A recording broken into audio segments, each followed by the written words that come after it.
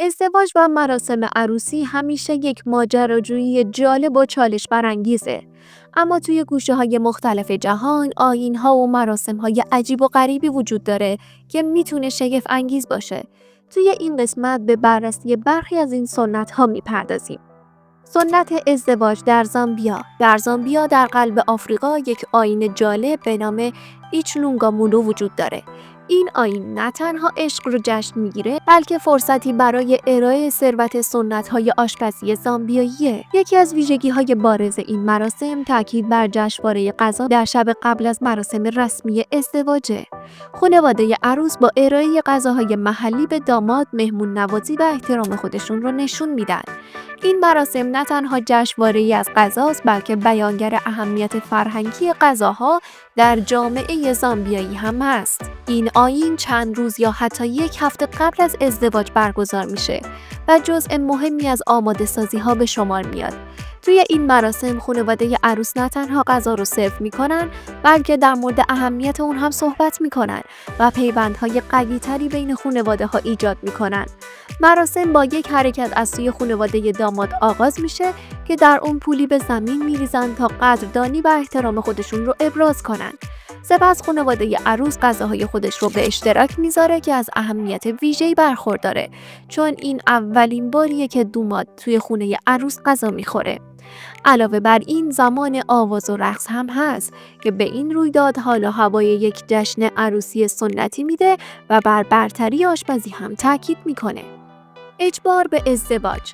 در یکی از قبایل آفریقایی سنتی وجود داره که توی اون دختران جوان مجبور به ازدواج با بزرگترین مرد مجرد قبیله میشن. توی فرهنگ این قبیله این موضوع به ندرت مورد سوال قرار میگیره و زنان اون رو به عنوان یک وظیفه میپذیرن.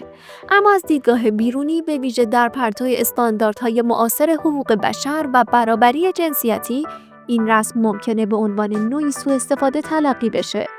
این موضوع سوالهایی را در مورد تعادل بین احترام به سنت‌های فرهنگی و حفاظت از حقوق فردی مطرح می‌کنه و این تضاد رو نشون میده که دنیای مدرن با اون دست و پنجه نرم می‌کنه. چجوری میتونیم سنت‌های قدیمی رو با ارزش‌های مدرن سازگار کنیم؟ ضرب و شتم پا.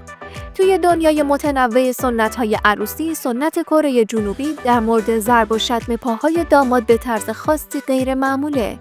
این آیین جالب اگرچه ممکنه شگفت انگیز به نظر برسه، در یک جو شوخ طبعانه برگزار میشه. توی این سنت داماد تحت چالش‌های شوخ طبع از سوی مردان جوان خانواده عروس قرار میگیره. مهمترین عنصر این مراسم لحظه‌ایه که داماد با اشیاء مختلف به زمین میفته. اگرچه ممکنه این موضوع به عنوان یک تنبیه هم به نظر برسه، در واقع این یک مراسمه که برای آزمایش داماد و سرگرم کردن مهمونا برگزار میشه. در طول مراسم داماد به سوالات پاسخ میده و همه مهمانان عروسی در تشویق او شرکت میکنن. اعتقاد بر اینه که این آیین به همسر آینده درس تواضع و احترام میده. ضرب و شتم پا یک عمل نمادینه که داماد رو برای نقش خودش توی خانواده و جامعه آماده میکنه. تغذیه اجباری. در موریانی واقع در قلب آفریقا سنتی به نام لبل وجود داره که قرن‌هاست اجرا میشه. این سنت که بحث و جدل‌های زیادی رو برانگیخته شامل تغذیه اجباری دختران جوان برای افزایش وزن قبل از ازدواجه. در فرهنگ موریانی جثه‌های پرتر به عنوان نشانه‌ای از زیبایی، ثروت و رفاه در نظر گرفته میشن. این سنت نقش مهمی در آماده‌سازی دختران برای زندگی بزرگسالی و ازدواج ایفا میکنه. دختران مجبور به مصرف تا 16,000 کالری در روز هستند که به طور قابل توجهی بیشتر از میزان توصیه شده کالری برای یک مرد بزرگساله.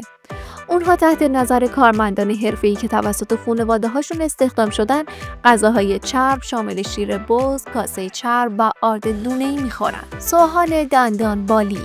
در بالی، جزیره زیبا در اندونزی، یکی از مهمترین و مشخصترین مراسم‌ها که در فرهنگ این جزیره وجود داره به عنوان مراسم سوهان دندان شناخته میشه. این آیین با نام مانگ شناخته میشه و نماد ورود به بزرگسالیه. فرایند سوهان دندان دارای اهمیت عمیق روحانی و فرهنگیه و اعتقاد بر اینه که صاف کردن دندون‌ها نمایانگر رد ویژگی‌های منفی انسانی مثل خشم، طمع یا حسادته. این عمل به عنوان یک تحول روحانی در نظر گرفته میشه که فرد رو از منفیاتی که ممکنه تعادل روحانی رو مختل کنه پاک میکنه. این آیین بخشی از یک چرخه بزرگتر از مراسم مانوسایادن هست که شامل مراحل مختلف زندگی انسان از تولد تا مرگ. یک متخصص به نام بالین بالیان یا شفادهنده سنتی سوهان دندان را انجام میده و معمولا در حضور خانواده و دوستان برگزار میشه که به این مراسم حال و هوای رسمی میدن. با وجود تاثیرات مدرنیته و جهانی سازی، این سنت هنوز در بالی گرامی داشته میشه و بخشی از فرهنگ عمیق و ریشه‌دار بالیه که جنبه‌های روحانی و جسمانی رو به هم پیوند میده. مراسم گریه در چین.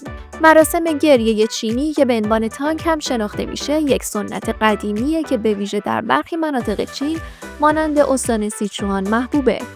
این رسم غیر معمول بخشی از مراسم عروسی بود و دارای اهمیت فرهنگی عمیقیه. طبق این سنت، عروس یک ماه قبل از ازدواج شروع به گریه میکنه. گریه به عنوان نشانه‌ای از احترام به والدین و خانواده و همچنین ابراز ناراحتی از ترک خانه خانوادگیش در نظر گرفته میشه. به مرور زمان، عروس با دیگر زنان خانواده که شامل مادر و مادر بزرگ میشه به جمع میپیونده و یک گروه مشترک رو تشکیل میده. این گریه جمعی به عنوان نمادی از همبستگی خانواده و آمادگی‌های عاطفی برای یک مرحله جدید از زندگی در نظر گرفته میشه. مراسم گریه همچنین به منظور نشون دادن اطاعت عروس از وابستگی عمیق او به خانواده‌اش انجام میشه. فراموش نکنید که برای دریافت اعلان‌های جدیدترین قسمت‌ها کانال رو دنبال کنید. از تماشای شما متشکریم و به زودی می‌بینیمتون. خدا نگهدار.